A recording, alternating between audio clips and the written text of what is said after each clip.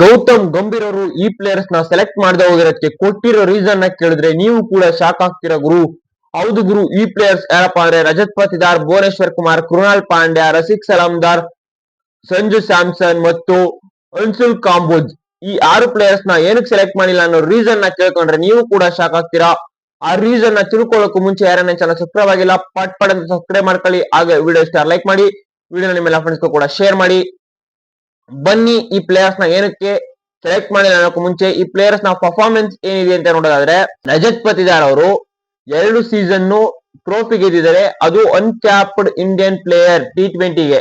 ಅವ್ರು ಇನ್ನೂ ಕೂಡ T20ಗೆ ಡೆಬ್ಯೂನೇ ಮಾಡಿಲ್ಲ, ಆಲ್ರೆಡಿ IPL 2 ಟ್ರೋಫಿನ ಗೆದ್ದಿದ್ದಾರೆ. ಅದು ಕೂಡ ಅವರು ಟೀಮ್ ಎಫರ್ಟ್ ಜೊತೆಗೆ ಅವರ ಎಫರ್ಟ್ ಕೂಡ ಇದೆ.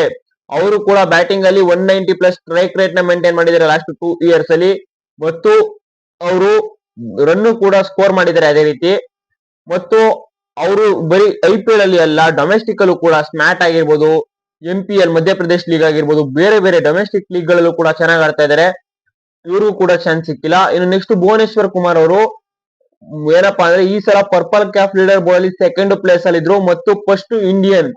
ಇವ್ರಿಗೂ ಕೂಡ ಇವರು ಒಂದ್ ಮ್ಯಾಚ್ ನ ಕಡಿಮೆ ಆಡಿದ್ರು, ಅದರಿಂದ ಇವ್ರಿಗೆ ಸಿಕ್ಕಿಲ್ಲ ಪರ್ಪಲ್ ಕ್ಯಾಪ್. ಇಲ್ಲಾಂದ್ರೆ ಒಂದ್ ಮ್ಯಾಚ್ ಇವರು ಕೂಡ ರಬಾಡ್ ಅವ್ರ ರೀತಿ ಜಾಸ್ತಿ ಆಡಿದ್ರು, ಇವ್ರಿಗೆ ಪರ್ಪಲ್ ಕ್ಯಾಪ್ ಸಿಗ್ತಾ ಇತ್ತು. ಮತ್ತು ಇವರ ಸ್ಪಿಂಗ್ ಯೂಸ್ ಮಾಡಿಕೊಂಡು ಪವರ್ ಪ್ಲೇ ಟೀಮ್ ಗಳಿಗೆ ಫುಲ್ ಡೆಸ್ಟಿನಿ ತೋರಿಸಿದಂತಹ ಪ್ಲೇಯರ್ ಇವರು.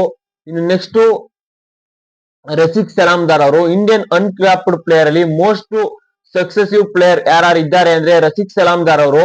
ಇವರು RCB ಕೊಟ್ಟಂತ ಚಾನ್ಸ್ ಅನ್ನ ಸಖತ್ತಾಗಿ ಯುಟಿಲೈಸ್ ಮಾಡಿಕೊಂಡು ಗ್ರೋ ಆದಂತ ಪ್ಲೇಯರ್ ಇವರು. ಮತ್ತು next 4th player Krunal Pandya.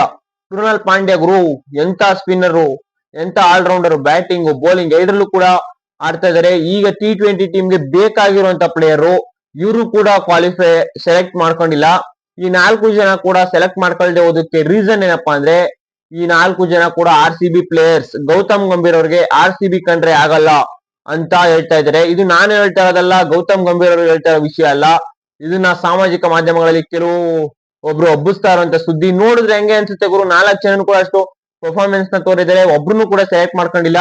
ಇನ್ನು ಏನು ಅಂತ ಅಂದ್ರೆ ನೋಡಿದ್ರೆ ಅದೇ ರೀತಿ ಅನ್ಸುತ್ತೆ. ಇದ್ರ ಬಗ್ಗೆ ನೀವೇನ್ ಹೇಳ್ತೀರಾ ಅನ್ನಿ ಕಮೆಂಟ್ ಮಾಡಿ. ಮತ್ತು ಇನ್ನು ಸಂಜು ಸ್ಯಾಮ್ಸನ್ ಮತ್ತು ಅನ್ಸುಲ್ ಕಾಂಬೋಜ್ ಅವ್ರನ್ನ ಸೆಲೆಕ್ಟ್ ಮಾಡದೆ ಹೋಗಿರೋ ವಿಷಯ ಕೇಳಿದ್ರೆ ನೀವು ಇನ್ನೂ ಶಾಕ್ ಆಗ್ತೀರಾ ಗುರು. ಇವ್ರಿಬ್ರು ಏನಕ್ಕೆ ಸೆಲೆಕ್ಟ್ ಮಾಡಿಲ್ಲ? ಸರಿ, ಇವ್ರು 4 ಜನ RCB ಪ್ಲೇಯರ್ಸ್ ಅಂದ್ರೆ ಸಂಜು ಸ್ಯಾಮ್ಸನ್ ಅವ್ರಿಗೆ 21 ಡಕ್ ಆದ್ರೂ ಕೂಡ ರೀಪ್ಲೇಸ್ ಮಾಡ್ತೀನಿ ಅಂತ ಅಂದಿದಂತ ಗಂಭೀರ್ ಅವರು 3 ಮ್ಯಾಚ್ ಫ್ಲಾಪ್ ಆದ ತಕ್ಷಣ ಡ್ರಾಪ್ ನ ಮಾಡಿದ್ದಾರೆ. ಅದು ಕೂಡ ಸಂಜು ಸ್ಯಾಮ್ಸನ್ ಅವರು T20 ವರ್ಲ್ಡ್ ಕಪ್ ಅಲ್ಲಿ ಇಂಡಿಯಾಗೋಸ್ಕರ 3 ಮ್ಯಾಚ್ ಅಲ್ಲಿ 85+ ಹತ್ತತ್ರ 90 ಸ್ಕೋರ್ ಮಾಡಿ ಇಂಡಿಯಾನ virtual quarter final West Indies ವಿರುದ್ಧ ಆಗಿರ್ಬೋದು, ಸೆಮಿಫೈನಲ್ ಆಗಿರ್ಬೋದು, ಫೈನಲ್ ಆಗಿರ್ಬೋದು, ಈ 3ರಲ್ಲೂ ಕೂಡ ಇಂಡಿಯಾಗೆ ಬ್ಯಾಟಿಂಗ್ ಅಲ್ಲಿ ಗೆಲ್ಸಿ 3 ಮ್ಯಾಚ್ ಅಲ್ಲಿ ಕೂಡ ಸೈಕ್ ಆಡಿ ಪ್ಲೇಯರ್ ಆಫ್ ದ ಟೂರ್ನಮೆಂಟ್ ಆದಂತಹ ಸಂಜು ಸ್ಯಾಮ್ಸನ್ ಅವರು ಕೂಡ ಟೀಮ್ ಇಂದ ಕೈ ಬಿಟ್ಟಿದ್ದಾರೆ. ಇದ್ರ ರೀಸನ್ ಕೇಳಿದ್ರೆ ನೀವು ಶಾಕ್ ಆಗ್ತೀರಾ. ಅದೇ ರೀತಿ ಅನ್ಸುಲ್ ಕಾಂಬೋಜ್ ಅವ್ರನ್ನ ನೋಡೋದಾದ್ರೆ, ಅನ್ಸುಲ್ ಕಾಂಬೋಜ್ ಅವರು most successive Indian uncapped player list ಅಲ್ಲಿ ಇವರು ಕೂಡ ಟಾಪ್ ಅಲ್ಲಿ ಬರ್ತಾರೆ. ಅನ್ಸುಲ್ ಕಾಂಬೋಜ್ ಅವರು ಒಳ್ಳೆ ಬೌಲಿಂಗ್ ನ ಮಾಡ್ತಾ ಇದ್ದಾರೆ, ಆದ್ರೂ ಕೂಡ ಇವ್ರನ್ನು ಕ್ವಾಲಿಫೈ ಮಾಡಿಲ್ಲ, ಸೆಲೆಕ್ಟ್ ಮಾಡಿಲ್ಲ. ಏನಕ್ಕೆ ಅಂತ ಅಂದ್ರೆ ಇವರಿಬ್ರು ಕೂಡ CSK ಪ್ಲೇಯರ್.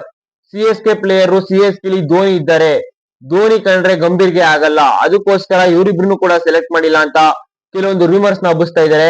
ಇದೆಲ್ಲ ನಿಜಾನ ಸುಳ್ಳ ಅಂತ ನನಗಂತೂ ನಂಬಕ್ಕಂತೂ ಆಗ್ತಾ ಇಲ್ಲ. ಇದ್ರ ಬಗ್ಗೆ ನೀವೇನ್ ಹೇಳ್ತೀರಾ ನನ್ನ ಕಮೆಂಟ್ ಮಾಡಿ. Thank you guys.